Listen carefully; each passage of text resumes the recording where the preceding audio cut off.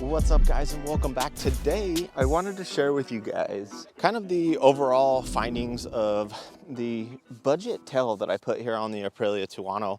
And the first thing I want to start off with some negatives, and the main reason for that is because I'd say the fit and finish alone makes this borderline not something I would want to have. You can kind of see over here this gap that's kind of in the side. There's a little bit of gap on both sides, but it's definitely worse on the right hand than it is on the left hand. That part kind of annoys me. I wouldn't say that it is a reason not to buy it. It's fitting acceptably. So in that instance, I wouldn't completely disregard this budget little seat cowl because of that, because it really isn't that bad. And let's face it, it does look cool. It does look like the factory one-ish.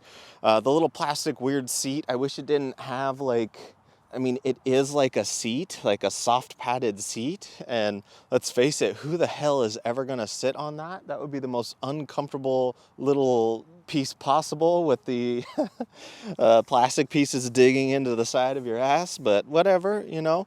I'd say the other negative I would go to with this is gonna go to the fact that the sides of it are not red, because I was kind of hoping the entire V piece of the fairing would be a red color. So that would be the second negative I kind of have for it. The third negative I would say is it really doesn't color match well at all. The red on the Aprilia is like this super deep orange. I mean, it's red to me, but it's leaking its way into an oranger kind of side. And this is like a pure red on the fairing. So the color match is definitely not there. So I would say if you were gonna buy this, I would buy the jet black one only. I would not try and buy the red one for the two reasons. One, it's not color matched, and two, the side is not red. And I think the red would have looked 100 times better. Like, it does kind of make me want to take it apart and figure out what color the bike actually is and see if I can get it in a rattle can and just kind of clean it up. But ultimately, the other kind of negative I found with it was kind of putting it on there. I forced it on there and broke one of the clips that hold it in there.